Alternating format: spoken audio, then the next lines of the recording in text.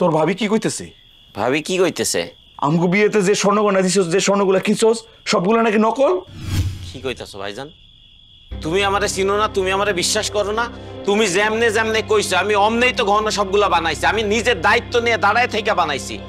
এই গহনা নকল হওয়ার কোনো প্রশ্নই আসে না। দেখো মিলন, গয়নাগুলো আসলেই নকল। আমি মিথ্যা কথা কয়ে কি করবো? আমার কি লাভ? আচ্ছা, তোমার যদি বিশ্বাস না হয় নিজে হাত দিয়ে দেখো, উল্টে পাল্টে দেখো। ঠিক আছে ভাবি, আমার দেখা লাগবো না। আমি বুঝছি এখানে কি হইছে। খারাপ, আমি মারে ডাকতেছি।